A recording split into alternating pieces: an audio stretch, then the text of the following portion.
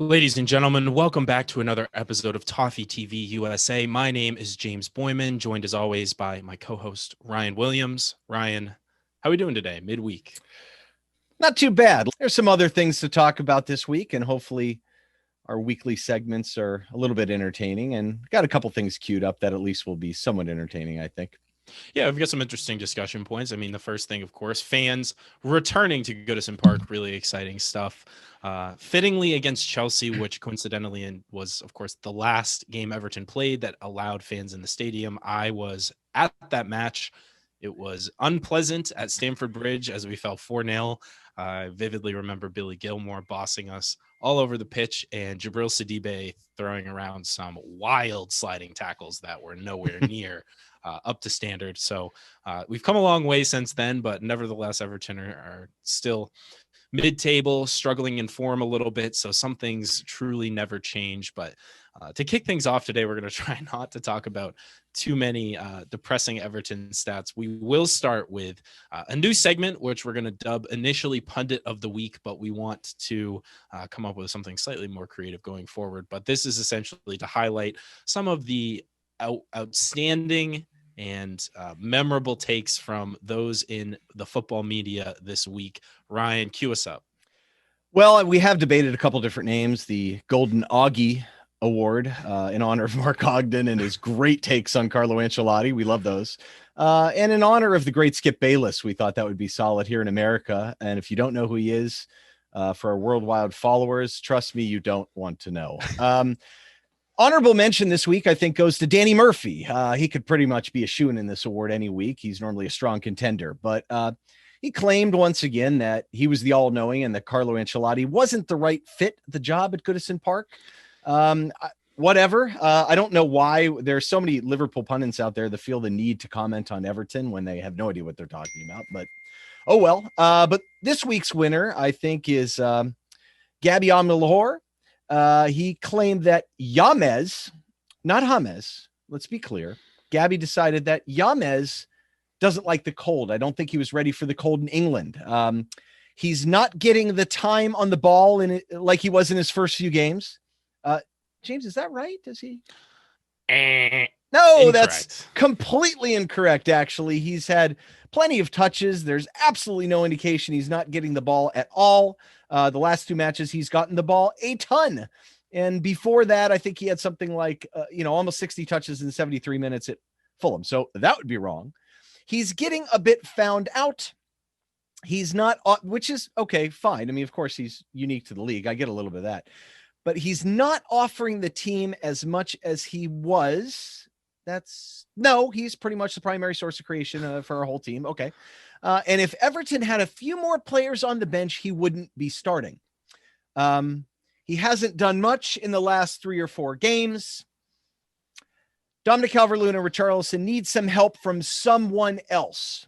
I'm shocked that he didn't bring up Gylfi Sigurdsson in that way. And to cap it off, James's work rate is non-existent, ignoring the fact that he led the team in tackles a couple weeks ago, ignoring the fact that his defensive numbers are actually decent. He's our winner. So yes. I don't know James, since I know how to pronounce that name, apparently in Spanish appropriately, at least if you're Colombian. Any additional commentary on this? I think it does speak for itself pretty well. It does. It's phenomenally and astoundingly lazy punditry. I think it's a case of him seeing, Everton are in poor form. Well, who's to blame? It's got to be James' fault. They're not winning, so clearly he's not performing as well. And most of that's not the case. I mean, he's been one of the few bright spots. I think the rest of the team, and to be honest, haven't played great, but we also haven't been getting destroyed or anything like that. To say that he doesn't have work rate, I mean, I think that's kind of almost going to become a meme given the infamous. Yeah, it's a cliche.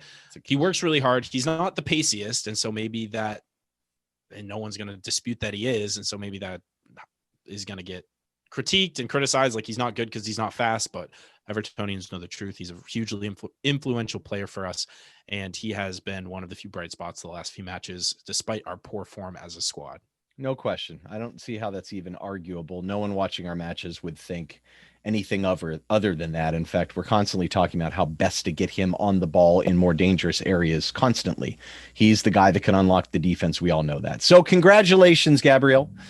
You are our pundit of the week. I guess this week we'll call it the Golden Bayless. How about that? Yes. Nice job. In honor of the Razzies. Anyway. Round of applause, Gabriel. Yep. And then I think we decided to take a little different approach this week because some of the news was not necessarily as compelling or exciting. And we decided to do a mailbag, and we really appreciate a lot of the responses, as we got a lot of good questions. Some are not that easy to respond. Hopefully we'll do them justice. Yeah, let's kick things off. This first question comes to us from Andreas Watt, a regular listener of the show and always giving us great comments. He said, something I've been looking at recently and perhaps a bit of a loaded question. It is indeed. What score out of 10 would you give the current U23 manager in terms of players developed and now in the first team squad since his appointment in 2014? Whew. Hot button topic at Everton at the moment, the academy. I think it's always kind of been something that's been scrutinized when you look at fellow clubs in the Premier League, the way that they've developed talent, and not necessarily even in their first team. You can look at a club like United, who are famous for doing that thing, but clubs that have taken players from their academy and managed to get really high sales for those players, despite having proven very little at the top level. So Ryan, I'll throw it to you first. 1 to 10, what are you going to give? Oh boy, I was probably 3. Again, the question starts since his appointment in 2014. Now, we talked about this in our last episode, so check it out. We really go in detail on Marcel Brands, whether he should stay or go, I think was the title of it. We got to remember too, this is pre-Brands as well. The academy didn't function that way. David Unsworth literally had his own transfer kitty, which is very strange to think of now. We just hadn't really adopted what a lot of the big clubs were already doing. There's been a lot of interesting movements on English academies. Some clubs like Huddersfield and Brentford have shut theirs down. I think there's a challenge. Another thing that's really important to note too is since Brands has taken over too, we've been under a transfer ban for the academy starting in November 2018, just up this past November. And the reason why that's significant is a lot of the reasons why a couple of these clubs are doing away with their academy is typically what happens is in the smaller clubs, a player will get really good. And when it comes down to giving them that professional deal, they'll leave, or they'll leave when they become a scholar, and the attraction of a bigger academy is strong. So for us, we have some inherent advantages. We're in a football hotbed, and there's some local areas that are also very strong. But put it this way, it can't be that high, or else we wouldn't have felt so compelled to sign guys like Iman Jane or Jared Brantwaite last January. I think that's an indictment of the academy. And we could just walk through it. We have Anthony Gordon right now. He seems like a bright spot. He's truly an academy grad. I think the only thing really is redeeming, because what else do we have really? We've got John Joe still here. It's not really fair to indict the academy if he doesn't have a ton of raw talent, which I don't think he necessarily does. His issues are maybe more physical and just innate, I think. Kieran Dowell, we sold him. Benny is kind of on the outs. Tom Davies came through before that 16-17, and then really Matthew Pennington is really the only person. And I don't think he was necessarily purely an academy guy. There have been some sales though, James, which has redeemed it and made it at least somewhat cost neutral. Don't you think? I think that's maybe nothing massive, but at least somewhat redeeming. Yeah. Look, there's small fees, but when you're talking about players under 20 or that haven't had any real experience, again, at the senior level, you're not going to be commanding these ridiculous fees. So you're looking at this past summer, we let Fraser Hornby go for £1.8 million. 1920, Joe Williams left for $1 million. Anthony Robinson, $2 million. And that was a weird one because, of course, he had that rumored £10 million pound move to AC Milan that fell through at the last minute. He's, of course, now at Fulham. Anthony Evans to Paderborn. 18-19, we had nobody. And then 17-18, we had Liam Walsh for $1 million. Talking about, the sales redeem it, but really Andreas is asking about players developed and now in the first team squad. And you mentioned it, Ryan, there have been very, very few. And I think it's important to make a distinction between players actually truly what I would consider developed by the academy, as in players that have truly come up through the system at all age levels, or even a lower age level and made it through maybe like the U12s and then come up through U15s even. But you're talking about the players that have been successful, Dominic Calvert-Lewin, Mason Holgate. These are guys that we bought basically when they were in their late teens and kind of gave them that platform to move on to the first team. But these aren't players that we've developed from a very young age and promoted them to the senior squad. And I think that's been an area of concern for Evertonians. I think it's really easy to get behind a player like Anthony Gordon now that he's finally breaking through, because he's one of those, the young local kid, the fan base can rally around and get behind, and saves you a ton of money if you can develop a really strong player. Whereas we've had to buy, oftentimes poorly in recent times. But I think, as you mentioned at the top, the youth academy strategy has been really disjointed for a long time. And it seems like Marcel Brands is him coming in has brought about a sort of realignment of the priorities and the strategy of the youth academy as a whole. Yeah. And you look at the guys he brought in through at PSV, very impressive. I mean, they lived off their academy in many ways, a couple really big sales, and guys and it's not just about sales too. I don't want to, a lot of times I always talk about buying age appropriate players for sell on. It's not really for sell on. It's really for value on the team too. You know, if you can buy someone who's cheap or develop them, they become a $50 million player. You're getting great production out of that person. It's not, the value is not some arbitrary future sale figure. It's about production. Yeah, structurally, it was not set up properly. I think we agree with that. I think even tactically, the last year, we weren't even playing the same type of things. I will say this, though, and I think it's important to note that David Unsworth, who has been the target of ire by many an Evertonian in terms of the way he has run things, to me, frankly, that's on Marcel Brands. Marcel Brands is the guy. If David Unsworth can't do an accordance, if he can't work within the accordance of the vision that the director of football is setting, then he needs to go. However, the interview he gave, there's a video interview of it as well. I thought there were some really positive things that he said in it. So he simply changed. He's now the director of the academy, which is unique. And he talked about this coordination between the senior and youth sides and how they develop players for the first team and how he's now operating across elements. He's not just managing the U23 team.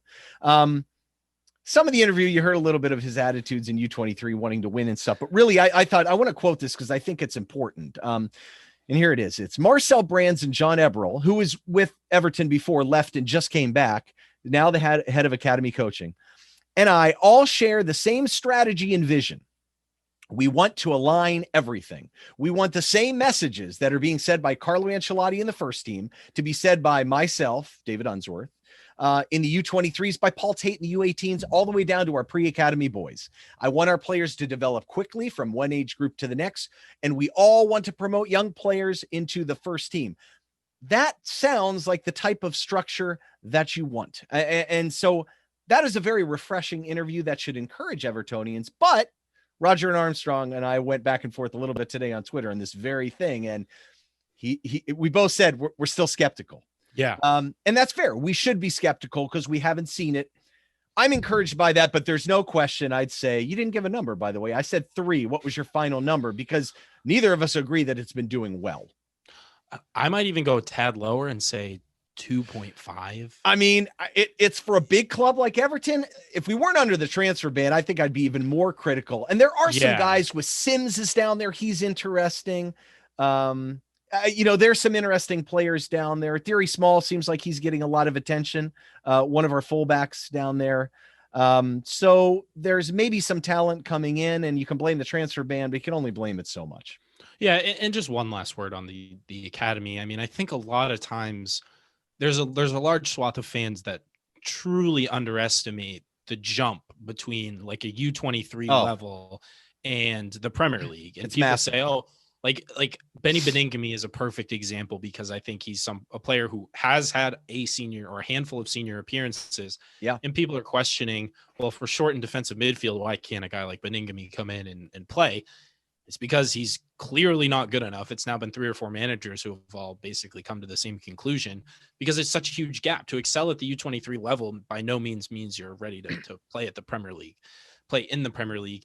And I think just making that jump, what we've struggled with is finding suitable loans to develop these players and kind of bridge that gap from U23 or even U18 to actual senior football. And I think that component, whether we're developing players within the academy itself, finding suitable partners to send players out and good fits for those players to actually get regular playing time and in positions that they're regularly expected to play, and then to develop and improve, has been we've had a lot of misses on loans where guys just go and they sit on the bench or they get hurt instantly, which is a bit bad luck, but it just hasn't really worked out there. Yeah, I mean, we have a loan program now, so there is some thought into it. You look at John Joe Kenny last year. I think he increased his value. It's too bad. I think Brands probably shopped him a bit this summer.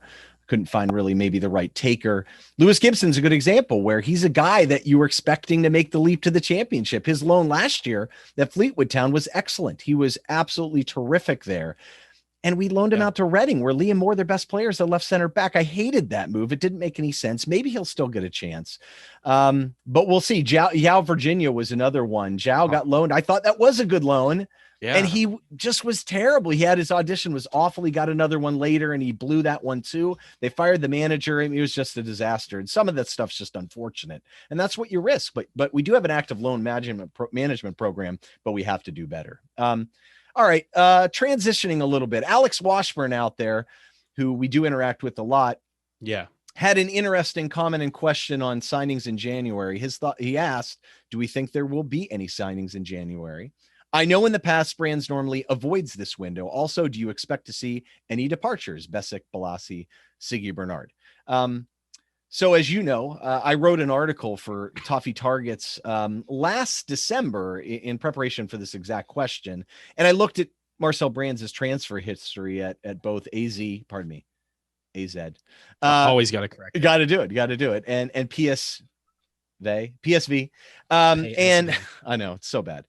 And so a couple things I want to focus on. So we gave an interview last December, I think, with Phil Kirkbride in the Liverpool Echo. May have even been the December before that. So Brand's stance is a little more specific. It's quote, he talked about, January business and the idea that there are problems there. Sometimes it can be because of injuries, he said, and it's something you have to sort out. But most of the time it is clubs who are in trouble with their rankings in the table and they try and fix that in the January window. I don't believe in that, especially not in England because there is no preseason winter break. So that being said, there's opportunities there as well. So his quote was, I don't like to sell in the winter. I don't like to buy in the winter. They're not the best transfers. You have to be careful. But my thought is too, if some people are desperate, there's opportunity. So, however, that sounds right. That sounds like, boy, he must never do business, right, James? Doesn't that exactly, if you listen to that, you think, oh, he never does business at all. Yeah, it sounds like he views it as kind of like a panic button moment for a lot of clubs and that he doesn't necessarily subscribe to that philosophy. Yeah, but then when you go back and look at the history then in the Netherlands, at least at a minimum. So in his prior 13 winter windows with AZ and PSV, Brands bought in at least one player in 12 of them. Now he did different things at both. He had different situations. PSV had an academy. AZ had almost nothing coming out of the academy. He almost never bought a player over 25 in January and would only bring in older players via loan to meet an obvious need. That's what I saw. Other people got to remember too, that's the off season for certain leagues too. So he did buy out of Mexico, South America. He was smart about getting some players out of some maybe less popular locations. Again, the jump to the Premier League is bigger, but he did do a lot of selling. He moved a lot of players out. So my thought is that I do think we'll see some movement, and we'll get to that in a second too, where we talk about what we think is going to happen. So he will absolutely do something. Now, his first January window, he did very little with Everton in terms of bringing players in. He moved plenty of players out. And then last January, he brought in Jared Braithwaite and he moved Tosin out on loan. I think Dowell. And so he made some moves. He's going to make moves this January. So you can almost guarantee it based on his history. Will it be big? Will it be a big splash? I don't know, but we can almost guarantee it's going to happen. Yeah. And I think it's important to recognize also that we're still relatively early in December, and there's a lot that can happen with our fixture list, a lot of games coming thick and fast. And so we don't know what the injury picture is going to look like. Knock on wood here that there's no serious injuries and we're actually healthier by the end of the month than we are right now. But of course, we know that anything's possible. And so I think it's a little perhaps premature to be predicting any incomings, but we know that it felt like towards the end of the summer transfer window that Brands had a little bit of unfinished business, as in there were several guys that he probably wanted to get out but wasn't able to move before the deadline. True. Yeah, very true. So we're going to hit that in a second too. But on to the next topic. David Taylor is out there, and he has this is a loaded question. I don't know how deep we want to go into it because I think it's fairly complicated, but it's, why does PSG get so much out of Moise Kean and we haven't? It feels like it's more than he's got better players around him at PSG, although I'm willing to be mistaken. Very humble of you, David. Hannes, what do you think about this? It's a big question.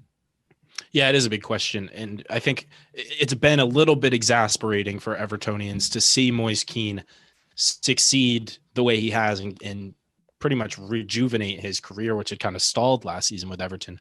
Now that he's at PSG, it's pretty straightforward for me. I mean, it's Liga and in the Champions League against some weaker opposition, but he's getting the chances. He's playing regularly. And I think Tuchel is playing to his strengths a little bit more. And I don't know if Moise Kean was ever a great fit.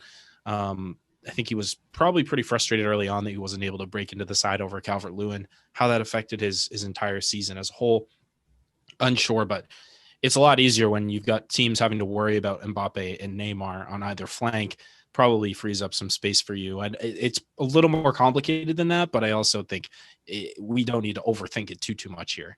And he's getting on the end of stuff and he's finishing well magically. But I mean, if you look back on it, he did really well at Juventus. He did really well at Verona. He's doing well at PSG. In fact, he would have done incredibly well at Verona at an unbelievably young age, like 17. He just got hurt during that loan spell. And he's done decently well for the Italian national team. Everton kind of sticks out like a sore thumb. Yeah. I still think part of it's just situation. I don't feel like Marco Silva had a great plan for him. You know, he was playing with kind of three attackers. He even played him off the right and said he played on the right, never really played on the right. I don't know what the heck he was talking about. And ultimately, you know, he fit in more as the central striker and Dominic was emerging. So it was just disappointing, I think. I also think, you know, he was a lot more productive than people realized too. He didn't score as many goals, but he actually showed some decent playmaking capabilities. And to me, I just don't think he quite got the chances. I mean, you got to give a young guy repeated chances and let him get in the groove. He never did. And we talked about this, probably the second episode we did for Toffee TV. And I think both of us are the consensus is we couldn't think of a reason why he would want to come back. No. And sadly, hey, you know, Juventus will probably be in a bidding war with PSG for him, and that will be fine. And, you know, we'll move on. I mean, to me, it's more just opportunities. They're playing to his strength, but you could see he's more confident.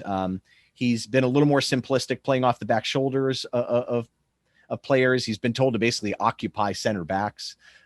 He's getting decent service, but I mean, some of the finishing has been pretty nasty. So yeah, a combination of that, and just maybe us not having a real plan and giving him a good chance. At least that's my take. I think that's totally reasonable. Let's move on to our next question from great friend of the show and Discord server moderator, Ethan Zander. The man comes to us. Yes, the man, truly. This question, it concerns Richarlison and specifically his form. Ethan's question is, he has had a drop. He's had a drop for us this season, but is still scoring for the national team. Is it, in your opinion, a result of bad luck, personnel, tactics, or technique? It's an interesting question, Ryan. I mean, you look at, I think the red card and 3-match ban certainly didn't help any of his stats. No, I think that's kind of square one. But you look at some of the underlying numbers, as we tend to do on the show, and they're really kind of against that narrative that he's not performing as well.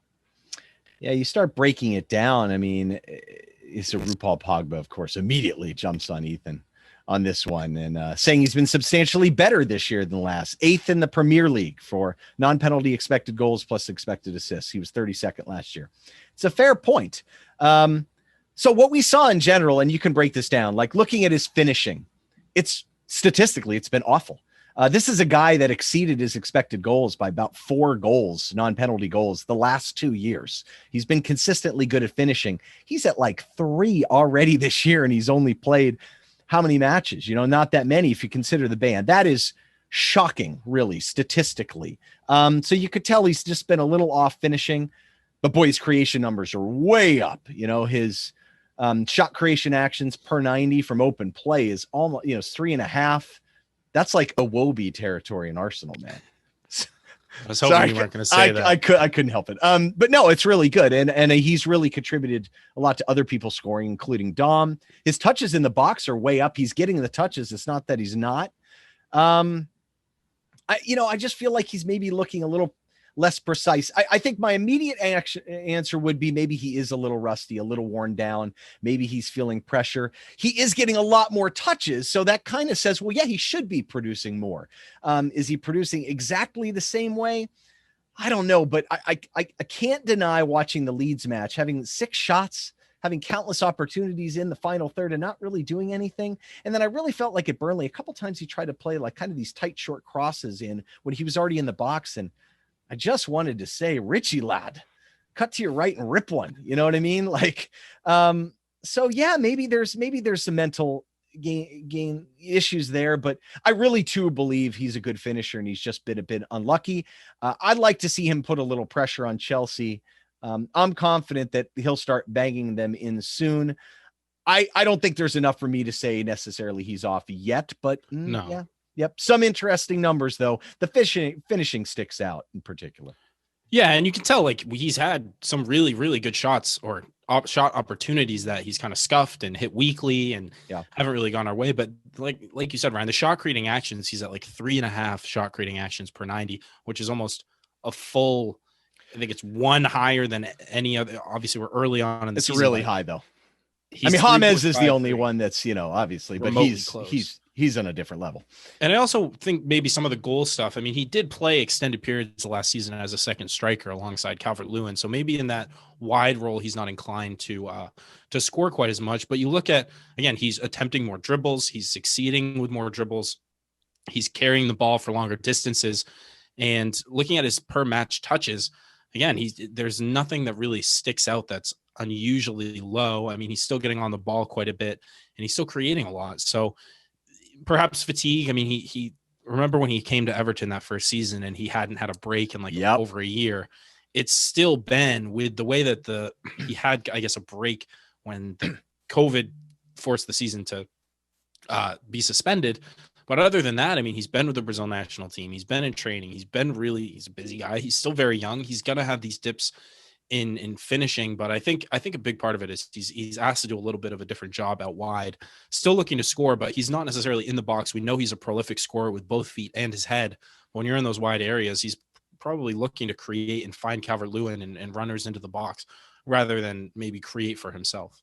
And Dom's hot right now. His finishing is good. I mean, I think he needs to improve other aspects of his game, but if a guy's on fire like that and making good runs, and the space is there. Look, Richarlison's clearly creating more space for Dom. His scoring is not just him. Part of it is Richarlison, so he deserves credit for that. But yes, it would be nice to see him finish a little better and start banging some in. Yes, I'm optimistic that it will happen. I just don't think that those numbers are sustainable for him. He's too good a finisher. 100%. But anyway, so queuing up kind of the last question here to wrap up the episode. Let's see. Zach Blandy from our Discord server. He's definitely has posed some really interesting questions here. So the first one is, what is our ideal perfect winter transfers for us in and outs? I'm not going to start naming names because that would just take all day. It's like an episode in itself. I do think we probably should do one, but maybe a winter transfer window when we get a little closer. Like you said, a lot can happen still. And then, he made a comment about, saying that we should remind viewers that Carlo should not be sacked. I really don't think most people think that anyway. I think that's a greater episode as well, too. Carlo may just look at things differently. He has maybe made some mistakes tactically. We've pointed them out on a regular podcast. But yeah, I mean, I think, and then realistic expectations about Dominic Calvert-Lewin winning the Golden Boot. To me, he's got a shot, but he's got some decent creators around him, but I think getting into the ideal window, I think, is a little more compelling. So I wanted to kick off with that one. And James, if you want to offer the Dominic Calvert-Lewin thing, you may, but so what are your thoughts initially? I mean, who could we see go out, and do we really expect some significant players in? I mean, the incomings are going to be tricky, as we talked about a little bit earlier, but for me, I think some kind of cover at right back is really, really high on the priority list. I mean, in our summer transfer, assessments and windows, and something we've been talking about for months now is how important a backup for Seamus is. We can see how limited we are at really both fullback positions now that both Dean and Coleman are out with injuries. Hopefully Coleman will potentially be back for Chelsea, but we'll see. And so depth at that right back, for whatever reason, I mean, he's playing Ben Godfrey there over John Joe Kenny, so I think that speaks volumes.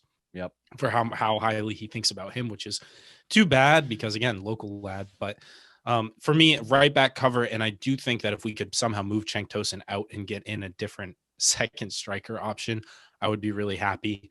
And maybe even someone on the right wing. We know James is going to be probably playing there regularly for us, but in the event that he goes down, something a little bit different to his profile, maybe a little bit more pace, a little bit more someone to get in behind defenses would be interesting for me. But this is nothing new. These are things we've talked about for a while. I think we're still, too heavy with, or too many bodies in central midfield, but not enough useful people in midfield. And I think that's going to be an interesting challenge for brands to address. Is a Gylfi Sigurdsson someone who he's able to move in a January window, contract winding down? I think that has some potential, but again, you don't want to move too many guys out. I mean, you can look to give guys opportunities, but I just fail to see how Gylfi Sigurdsson really offers us too much in very many situations for the rest of the season. Yeah, ultimately we had guys like Bernard also getting an offer from Roma who Carlo wanted to keep, and I think he's still a good player, but are we getting enough use for him? Could you take the money there? I think the incomings are depending on the outcomings at this point. Gylfi rejected the move to Al Hilal. That was his decision, it sounds like, from what we understood. And you've got guys like Balassi and Besic who are still out there, Lossell whose contracts are up and aren't even Balassi and Besic aren't even registered. So I could see maybe a deal being negotiated so that they could find a new club now rather than the summer. It's not going to be some financial bonanza for us, but those are solid guys. I mean, Yannick's an entertaining guy. I think he would love to move on and find his new spot. I think that's great. And Cenk, I don't know what kind of market there is for him. Obviously, another bad luck Everton story. He got hurt, or else Palace probably would have exercised his option for 20 million. That would have been a nice incoming. Who knows? Maybe a Moise Kean deal could be struck in January. I'd be shocked about that, but you never know. Yeah, I think you got to give that some more time. Yeah, I doubt that happens, really. I think let the bidding start in the summer. Maybe COVID will turn around. He could really be worth a lot. I'd like to see the right side improved. It would be ideal if we could get a right back that wasn't just a backup for Coleman, but an improvement. Like someone who's truly a good athlete, big, strong, up and down the pitch. And it would be interesting. A wide player that could also maybe play striker. Might be a little different profile, but ideally someone on the right side that can score, but someone that can also play within possession, not someone like Theo that would just run in behind and still struggle to keep the ball. He's got to play within the way Carlo wants to play. The Leon Bailey shouts are interesting. I think he'd probably be very expensive, but a player like that does make a bit of sense. He's got some versatility. He is definitely very much an attacking player. He has electric pace, something like that. Like a guy like Chuck Weezy, I think is too expensive too, but that type of player, if you want a right-sided player, Bailey's a left footer. So is Chuck Weezy. They can cut inside and score, players like that, and there are many lists of them. We can go through them as we get closer, as rumors happen.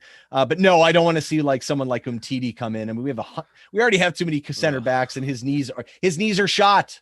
Okay. We do not want him. He's done. He's crocked. He was talented at one point. Jesse Lingard. First of all, Brands is not going to buy Jesse Lingard. Do we not learn anything from the Marcus Rojo saga? He's not buying someone like that, people. He's not a dunce. He has got it together. He's been a fairly wise guy. You can argue with the success of certain people. And the James Tavernier link, the right back from Rangers, he's like 29 years old. I don't get that link at all. That seems very strange to me. And like would Steven Gerrard really sell us someone when they're actually looking like they're going to win the league in Scotland? No, That's not going to happen. So some of these things, we got to learn lessons from the past and just write them off. Some of them are just either agents posturing or people just talking silliness. And we do need to remember too, the FA just released new rules on governing body endorsements. They're a little bit tricky. I've been going through them in detail for some work I'm doing outside the pod. And they're tricky. I don't think they're going to prohibit us if we're buying from the bigger leagues, the main, kind of the big five. I think we'll be okay. But it's a consideration, but the summer is going to be really, really interesting. But again, I think it's dependent on the outs. And I think if we get some players that could help on the right side, I think we could do it. Let's not forget too, I think it's really going to be important to see if JP Bamin can really come back and contribute, because if he comes in there, now you've got like a guy that can play as a sitting six. He can even play as a center back if you wanted to take some risk and move one of the center backs out. I mean, maybe someone would want to pay money for. So I don't know. I mean, there's just so much could happen, to your point, but Bamin could almost be like a new signing. I don't think we can hang our hat on him too much, but let me tell you what, that guy was really a good player in Germany and France before that. He is a super talent. He could play behind Allen and Decore and let them just attack. He could provide more stability and play as like a twin kind of pivot with the line and let James go to the middle. So many possibilities, but yeah, I don't know. I think I've said my piece, not to belabor the point. I think it'll depend on the outs, but yeah, an ideal window would shore up the right side, give us an attacking option, as well as maybe a bit more adaptability with a better athlete at right back. Yeah, I mean, I think that the JPG, he does have the potential to be like a new signing, but I don't want people to get too excited, because I think you really have to be very careful and considerate with how you kind of introduce him back into the fold, which I'm sure that we will be. So I have no question, no really doubts about that, but just the bad luck that he's had, that he's probably cannot wait to get back out on the pitch, which who can blame him? So I'm looking forward to seeing the impact that he can potentially have, but it'll be a really pleasant surprise, but I'm not getting my expectations up too high just yet.